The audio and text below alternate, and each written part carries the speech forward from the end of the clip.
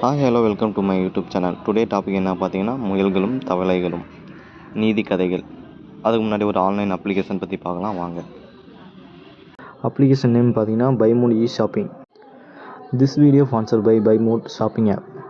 பைமோட் e shopping application is one of the online shopping app now available on play store and app store. Buymode e shopping இந்த application பார்த்திங்கன்னா உங்களுக்கு வீட்டுக்கு தேவையான பொருட்கள் எல்லாமே நீங்கள் ஆர்டர் பண்ணி வாங்கிக்கலாம். சரி வாங்க வீடியோக்குள்ளே போகலாம். ஒரு காட்டில் முயல் கூட்டம் ஒன்று வாழ்ந்து வந்தது. அந்த முயல்கள் பச்சை பசேல் என இருந்த அந்த காட்டில் கிடைத்த உணவுகளை எல்லாம் உண்டு சந்தோஷமாக வாழ்ந்து வந்தன.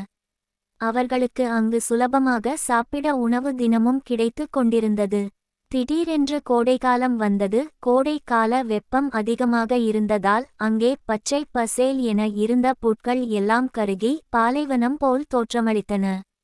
இந்த முயல்களுக்கு சாப்பிட உணவு எதுவும் கிடைக்காமல் மிகவும் அவதிப்பட்டு கொண்டு இருந்தன.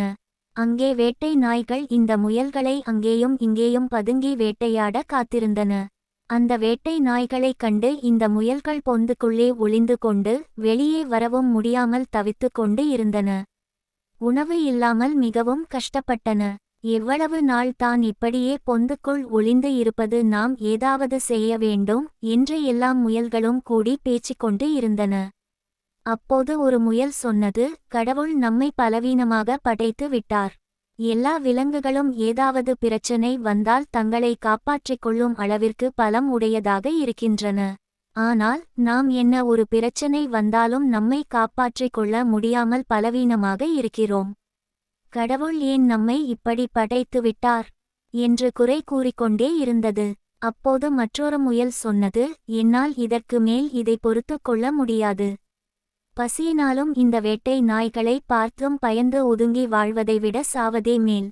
நான் ஏதாவது ஒரு நதியில் சென்று விழுந்து விடுகிறேன் என்று சொன்னது. அப்போது மற்றொரு முயல் சொன்னது, நாம் அனைவரும் எது செய்தாலும் ஒன்றாக செய்ய வேண்டும். வாழ்ந்தால் ஒன்றாக வாழ்வோம், இல்லையா எல்லோரும் சேர்ந்து நதியில் விழுந்து விடுவோம் என்று நதியை நோக்கி புறப்பட்டு சென்றனர். அந்த முயல்கள் எல்லாம் ஒரு நதி கரையை சென்று அடைந்தனர். அங்கே சில தவளைகள் நதிக்கரையில் இருந்தது. இந்த தவளைகள் எல்லாம் முயல்களை பார்த்து பயத்தில் ஒன்றன்பின் ஒன்றாக நதியில் குதித்தன. இதை பார்த்த முயல் கூட்டம் ஆச்சரியமாக நின்றது. இந்த தவளைகள் நம்மை பார்த்த பயந்து நீருக்குள் குதிக்கின்றன. நாம்தான் இந்த உலகத்திலேயே பலவீனமானவர்கள் என்று எண்ணினோம். நாம்தான் அனைவரையும் பார்த்து அஞ்சுகிறோம் என்று பேசிக்கொண்டோம். ஆனால் நம்மையும் பார்த்து சிலர் அஞ்சுகின்றனர். இந்த தவளைகளுக்கு நம்மை பார்த்தால் பயமாக இருக்கிறது போல என்று தங்களுக்குள் பேசிக்கொண்டு இருந்தனர். அப்போது ஒரு முயல் சொன்னது, நாம் இந்த பிரச்சனையிலிருந்து தப்பித்துக் கொள்ளவும் நம்மை பாதுகாத்துக் கொள்ளவும் நிச்சயமாக ஏதாவது ஒரு வழி இருக்கும்.